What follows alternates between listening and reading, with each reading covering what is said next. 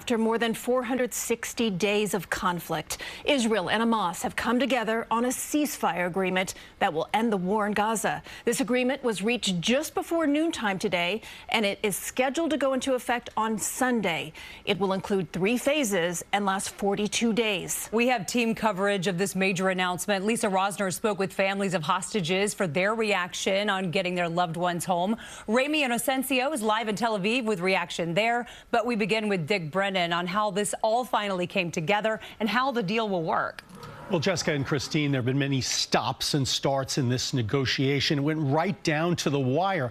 But now a deal is in place and all sides are hoping that it will hold. There were celebrations on the streets of Gaza and hugs of comfort in Tel Aviv amid word of a breakthrough deal. At long last, I can announce a ceasefire and a hostage deal has been reached between Israel and Hamas. President Biden announcing a deal after 15 months of conflict. The agreement would take effect Sunday and last 6 weeks. There would be a withdrawal of all Israeli forces from the populated areas of Gaza. It would involve the release of some 33 hostages, mostly women, the elderly, and wounded. In exchange, Israel would release hundreds of Palestinian prisoners, and Palestinians can return to their Gaza neighborhoods. Humanitarian aid would be surged into Gaza. A ceasefire is very good news for Israel, for America, for the Palestinian people, and particularly for the hostage families who have waited so long in agony. The conflict was sparked by a Hamas-led invasion of southern Israel on October 7, 2023. More than 1,200 were massacred, more than 250 others kidnapped and taken into Gaza. In retaliation, Israel bombed Gaza in its avowed goal to eradicate Hamas. But after 466 days, more than 46,000 men, women, and children have also been killed, according to the Hamas-run health ministry. The question now, can a ceasefire hold? During the next 6 weeks, Israel will negotiate the necessary arrangements to get phase 2, which is a permanent end of the war. Biden says the agreed-upon deal was the exact framework that he introduced in May. But President-elect Trump said on social media that this epic ceasefire agreement could only have happened as a result of our historic victory in November. Now, the agreement still needs to be approved by the Israeli parliament. As for the next phase of negotiations, phase 2, President Biden says if they take longer than 6 weeks, the ceasefire will continue. Christine and Jessica. All right, Dick, thank you. A reminder just here of how we got here today. On October 7th, 2023, Hamas-led gunmen stormed into southern Israel, killing 1,200 people. And then a month later, on November 21st, Israel and Hamas announced a temporary ceasefire to exchange hostages held in Gaza for Palestinians jailed in Israel, and also to let in more aid. 3 days later, half the hostages were released and returned for 240 Palestinian women and teenage prisoners. The war then resumed in December and has raged on for more than a year until today, when Hamas and Israel announced the ceasefire deal. Joining us now live from Tel Aviv, CBS News' Ramy and Inocencio. Ramy, what are you hearing from hostage families right now on this historic day? Yeah, Jess, hi. Absolutely historic. Yes, we've been hearing words of relief, gratefulness, and joy from hostage family groups. As at Hostage Square, just nearby, some people were hugging each other. But, you know, there's also anxiety about the condition of their loved ones. What kind of person will they reunite with, physically as well as psychologically? There's also the fear that this deal could collapse at any time because it does require good faith. It requires trust, and that's between sworn enemies, and it involves a mix of politics, egos, religions, and cultures that don't see eye to eye. Over the past few days, I was talking to families of hostages, and they said that they would not believe it until they were hugging their loved ones.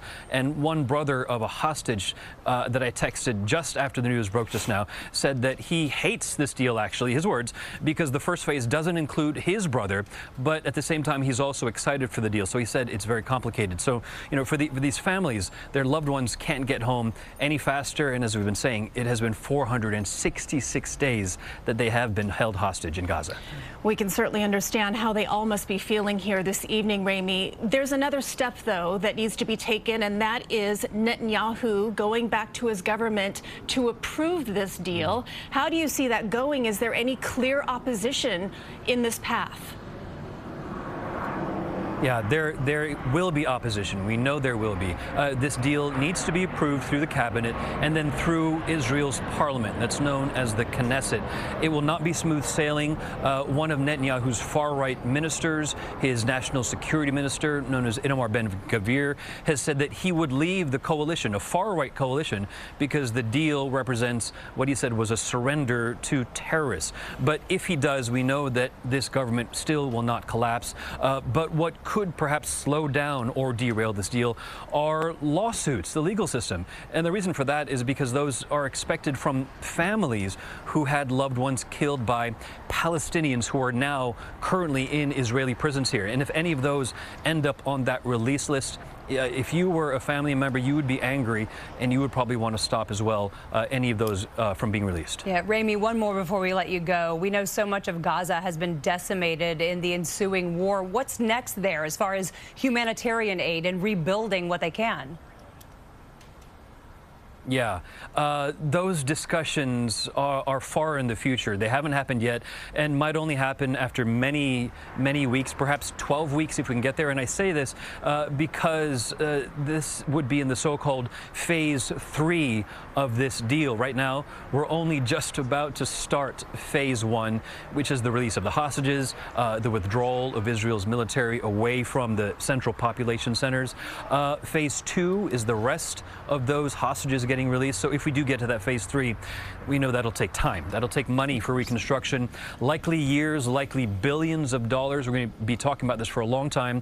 As for governance, Netanyahu, of course, won't have Hamas back, and he said that he doesn't want the Palestinian Authority in a separate part, in the West Bank, to control Gaza. So he also needs a new partner, new partners. So as we can see, a lot needs to happen. Very complicated indeed. Ramy and Inocencio live in Tel Aviv. Ramy, thank you. Complicated and sensitive road ahead for sure. And there is hope from the father of a New Jersey native who is still being held. As Lisa Rozner reports, people with families in Gaza are also speaking out about the ceasefire deal. The ceasefire deal announced by President Biden is the talk of the town at Palestine Hair Salon in Patterson.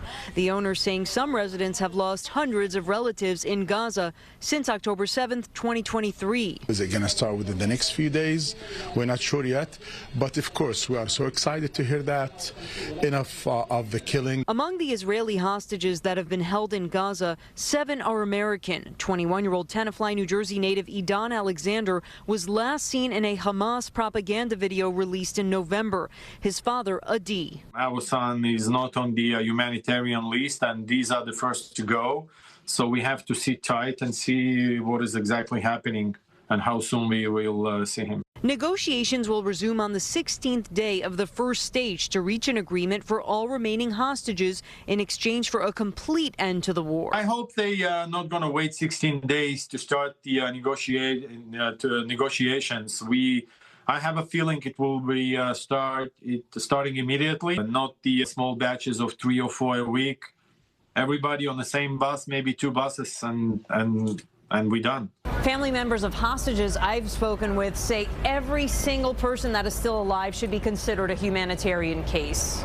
For now, President Biden said the deal will allow for more humanitarian aid to Gaza. I think that it's really great for it to stop because people need to live in peace. Peace on both sides is the hope. For now, Alexander has this message for his son. Keep praying, stay strong, and you will be out really, really, really soon. On the east side, Lisa Rozner, CBS News, New York. And we have much more on the ceasefire agreement, including the details of the deal and worldwide reaction on our website. It's all at cbsnewyork.com.